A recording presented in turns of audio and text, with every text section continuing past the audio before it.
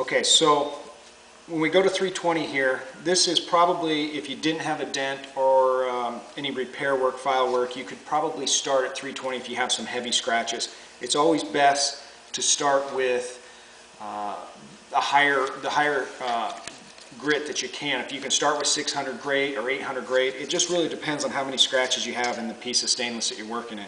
So I'm going to go ahead and move to 300 here, and again, feathering it out a little bit more like I did the 240. I'm just sanding still the area that was repaired, and you can see that the paper does clog up pretty fast. Stainless is pretty tough metal, so I got to keep moving my paper around.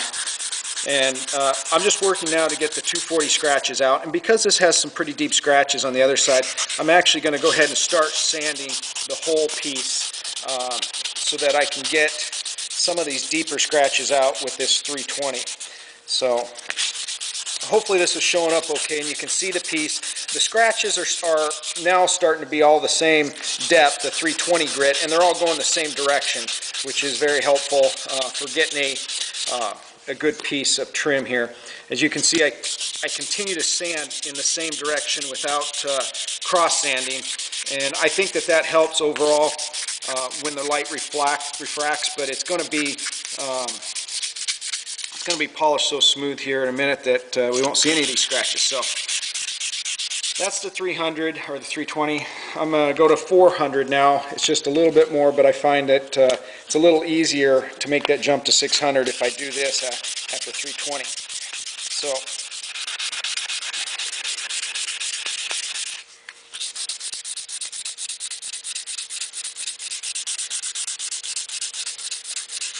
I don't know if you can see that or not. It's starting to get pretty smooth, more like a satin finish now. And I continue to try to move my paper around so that I get new sandpaper on it, because the grit gets wore down very fast from stainless. So that's the 400. And it's, you know, the more time you spend on it, the nicer the end product will be. It's just how much time do you want to spend on a piece of trim. The next step, 600, I need some water. So I like to do the 600 wet. This is a 600 paper. It's a little bigger than what I need.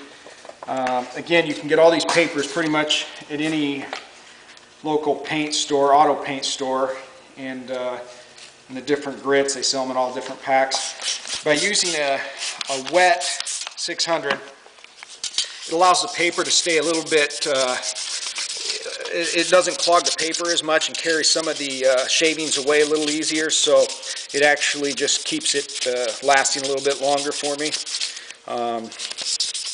But I want to work the area over real good. Now at this point, you know, I've gone well past each one of the steps, but if I was, each one of the areas that I was working, I've kind of made it a little wider. If I was doing the whole piece, it wouldn't really matter because I would just go through it, but we're just doing a quick piece here to show you. And I'm making a mess of my paper table, but so that's the 600 stage, and you can always just check it and see if you see any deep scratches.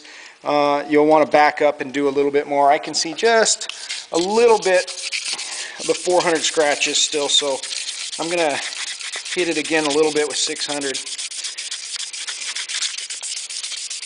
Okay, that looks good.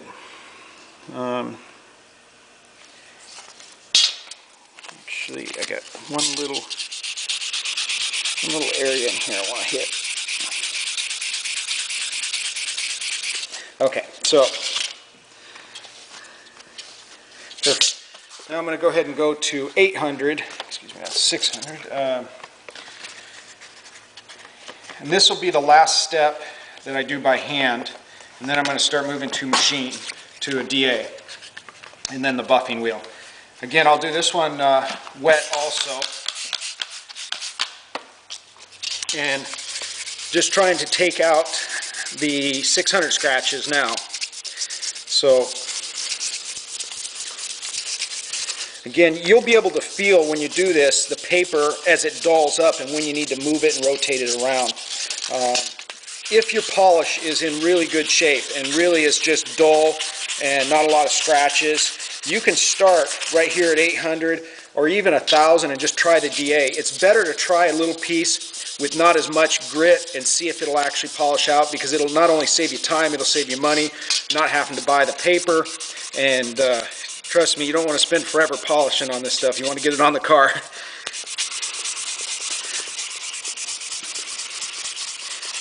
Okay, so that's, at this point, basically just a satin finish. That's the 800. I'm going to go ahead and put a pair of gloves on now because I'm going to work with the DA. And at this point, actually, I'm going to put a jacket on. It's always best to wear some heavy protection in case something comes flying off. And I have this Carhartt jacket just for that. And these gloves are actually they're TIG welding gloves by Tillman. They're 24 CLs for the L's for large. I don't know what the C's for, but they work really good because they're a real nice leather. They're thin. I can still feel a lot of what I'm doing. So I've already got this one loaded up with 1000, and it's important when you're using the DA that you actually sand off the material. So what that means is this DA is spinning this way.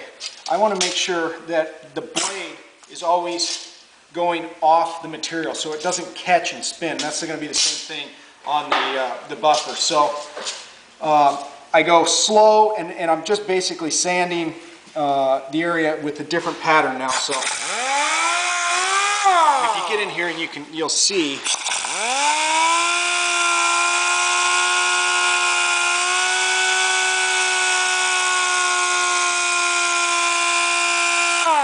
You can see the difference. I've done one side and not the other, and it's starting to look shiny again. We're at 1000 now, and I'm gonna polish off this way now. And you want to control the throttle. You just don't want to go full throttle because you'll end up burning the paper up. So just kind of control the speed.